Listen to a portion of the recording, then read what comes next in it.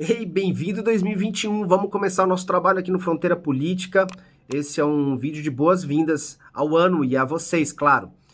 Eu disse que no último vídeo de 2020, não quero nem falar o nome desse ano, eu disse que o tema mais importante do início de 2021 seria a questão da eleição para a mesa diretora da Câmara dos Deputados, na verdade do Congresso, né? A eleição do presidente do Senado e do presidente da Câmara Federal. E eu foquei mais na questão do presidente da Câmara, por N razões, aí eu expliquei naquele vídeo. Mas eu quero dizer para vocês o seguinte, que nós vamos ter a questão da guerra das vacinas aí na pandemia, nos primeiros dias, e isso vai chamar bastante atenção até o dia 20, 25, quando houver, e se houver o início da vacinação, seja da Coronavac, que é a vacina do Dória, aí, entre aspas, a vacina do Butantan, ou seja, a vacina da AstraZeneca, enfim, ou outra marca que o governo federal conseguir importar.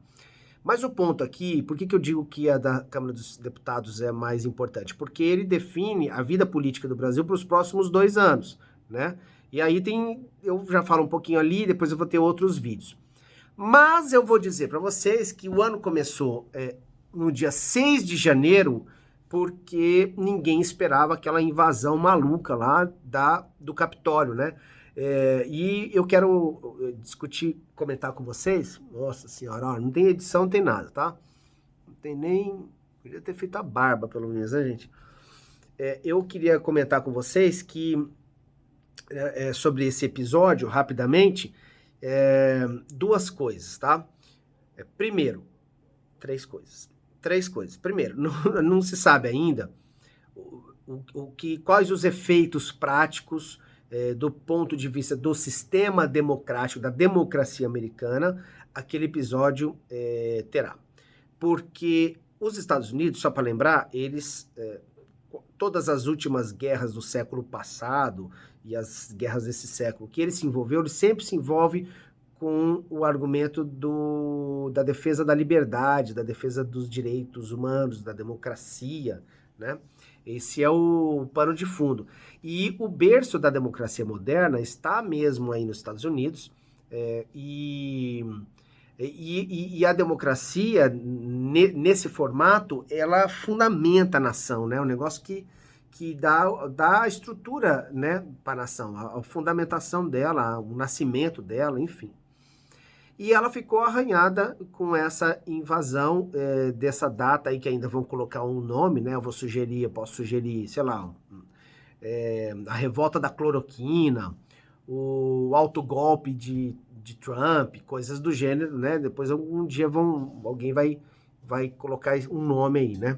Mas o fato é que a curiosidade é que isso aconteceu com a invasão do Capitólio. O Capitólio, gente, para informação geral, é o Congresso americano. Ele reúne, o edifício fica mais ou menos 1,5 km lá da Casa Branca e reúne o Senado e o que é a Câmara dos Deputados, o que seria para a gente, né? A Câmara Federal.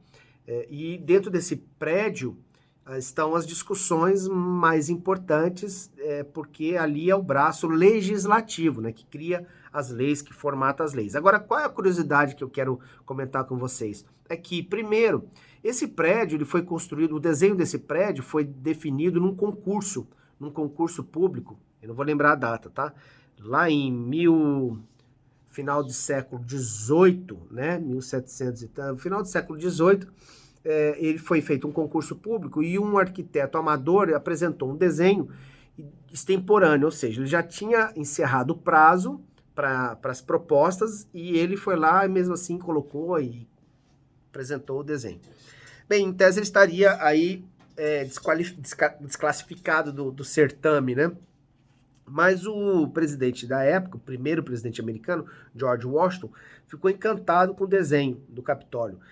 E ele teve um apoio do secretário de Estado, que era o Thomas Jefferson. E os dois, tanto George Washington, que foi o primeiro presidente americano, quanto o Thomas Jefferson, que foi o mentor, né, o formulador da Constituição americana, do modelo de democracia americana, esses dois caras aí, essas duas lideranças políticas, eles ficaram apaixonados lá no desenho desse arquiteto e fizeram uma forma que esse desenho acabou sendo aprovado. Como? Eles aceitaram, mesmo que a entrega extemporânea. Eu não me lembro o nome desse arquiteto, me desculpa, mas que são coisas que eu fui pensando, né? Antes de fazer essa mensagem de boas-vindas para vocês aqui no Front. Mas perceba que o Capitólio, ele foi criado para ser a Casa Legislativa e o desenho é muito influenciado, ele existe pela ação de dois dos principais formuladores do sistema democrático americano, né? Principalmente Thomas Jefferson, que vem a ser depois o terceiro presidente dos Estados Unidos. Então, aí vocês vão dizer assim, nossa, mas os trumpistas aí, os apoiadores mais radicais do Trump, quiseram fazer isso simbolicamente, porque é o Capitólio. Não, eles não fizeram isso porque dentro do Capitólio estava ocorrendo a sessão de ratificação do Biden, da vitória do Biden, então eles quiseram só interromper aquele processo. E não está claro se era mais ou menos, eles foram incitados pelo Trump e se era mais ou menos um autogolpe ou não. E a segunda curiosidade que eu queria dizer para vocês é o seguinte, que lá em 1974, nos últimos dias do governo Nixon, ele tinha um secretário de defesa, que era o James Schlesinger, e esse secretário de defesa estava muito preocupado com o Nixon, com o comportamento do Nixon. O Nixon bebia muito e ele tinha depressão e tudo em razão de todo o histórico aí do seu governo, que não cabe aqui, né, nesse vídeo, mas é só uma curiosidade que eu estou compartilhando com vocês.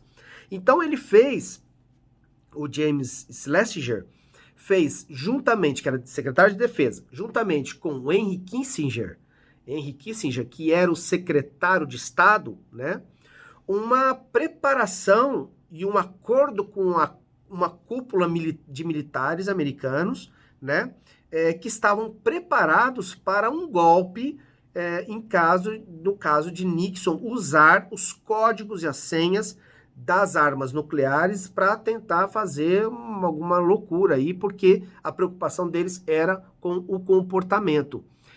E observe-se, a gente tem que se colocar ali naquela época, a Guerra Fria no auge, e a preocupação era a guerra nuclear, né? A preocupação de hoje é o próprio sistema democrático, né? É a própria democracia. E essa formulação de um golpe, né, que foi feito, obviamente, às sombras, né? Porque se você conta que você está fazendo isso, você vai já preso, já está feito o golpe, né?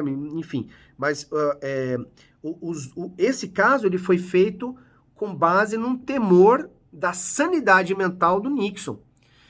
E hoje estão discutindo a 25ª emenda, que permite ao vice-presidente, apoiado pelo Congresso, pelo gabinete,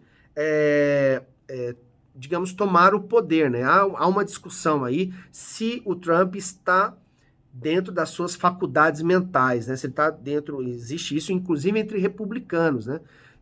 Que ontem ficaram bastante envergonhados, né? Com aquela ação truculenta dos mais radicais aí, apoiadores do Trump.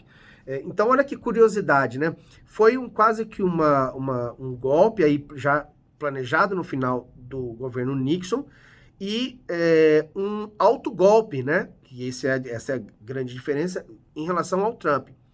Agora, as preocupações, se a preocupação lá era os botões e as senhas e os códigos das armas nucleares, a preocupação de hoje é o botão, a senha e os códigos aí das contas das redes sociais do Trump. Porque, além dos discursos inflamados, as redes sociais do Trump servem como o combustível, né?